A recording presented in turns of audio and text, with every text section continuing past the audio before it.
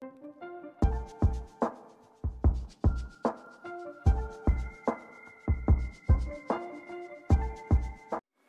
Friends, this is Dhanasekar from Vista academy Erode.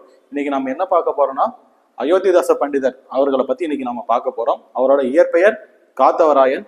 அவர் வாழ்ந்த காலம் பார்த்தீங்கன்னா மே 20, 1845 முதல் 1914 வரைக்கும். இவர் வந்து பார்த்தீங்கன்னா ஒரு தீவிர தமிழ் அறிஞர், அதே மாதிரி சித்த மருத்துவர், ஒரு பத்திரிகையாளர், ஒரு சமூக செயல்பாட்டாளர், இந்த மாதிரி ஒரு பன்முக திறமை கொண்டவர். ஓகேங்களா? இவர் வந்து சென்னையில தான் பிறந்திருப்பாரு. தமிழ், ஆங்கிலம், சமஸ்கிருதம், பாலி ஆகிய மொழிகளை வந்து இவர் வந்து புலமை பெற்றிருப்பார்.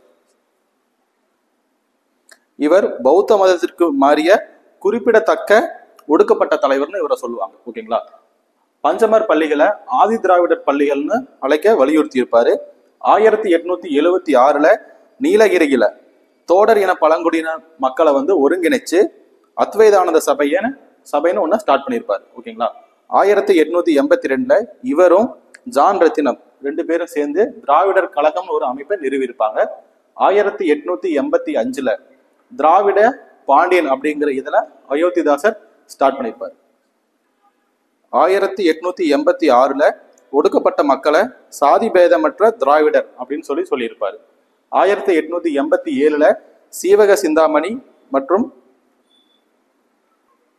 1898 மணிமேகலை ஆகிய 2 பௌத்த நூல்களையும் முழுமையாக அச்சிட்டு வெளியிட்டிருப்பார்.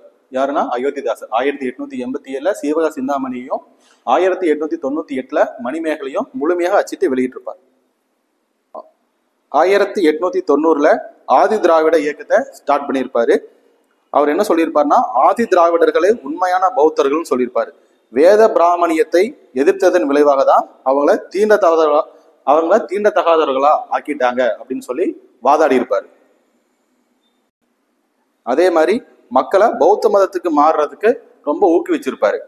இந்த இயக்கத்துல பொது உடைமைவாதி சிங்கார வேலரும் சென்னை வாசிகள் சங்கத்தை நிறுவியவர்கள் ஒருவரான கஜ்லுல் லட்சுமி நரசும் முக்கிய பங்கு வச்சிருப்பாங்க.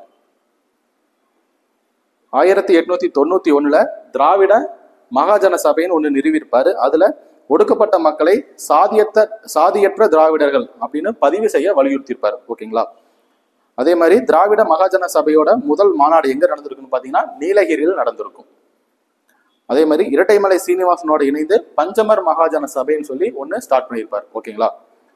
1907 ஒரு பைசா தமிழன் அப்படிங்கிற வாராந்திர பத்திரிகையை வெளியிட்டிருப்பாரு. அது எங்க ஸ்டார்ட் பண்ணியிருப்பாருன்னு பாத்தீங்கன்னா சென்னையில ராயப்பேட்டையில ஸ்டார்ட் பண்ணியிருப்பாரு. ஒரு வருஷம் கழிச்சு 1908 அதனோட பேரை தமிழன்னு மாத்திருப்பாரு. இந்த பத்திரிகை பாத்தீங்கன்னா அவர் இறந்த வருடம் 1914 வரைக்கும் தொடர்ந்து வெளிவந்துட்டு இருக்கும். பிரம்மஞான சபையை நிறுவியவர்கள் ஒருவரான H.S. ஆல்காட் அவர் ஏற்படுத்திய தாக்கத்தின் விளைவாக 1898 இலங்கைக்கு போயிருப்பாரு. அங்க போயிட்டு புத்த மதத்தை தழுவியிருப்பாரு. எகைன் திரும்ப சென்னைக்கு வந்து அதே வருஷம் 1898 சாக்கிய பௌத்த சங்கம் அப்படின்னு ஒரு அமைப்பை ஸ்டார்ட் பண்ணியிருப்பாரு. ஓகேங்களா? தேங்க்யூ.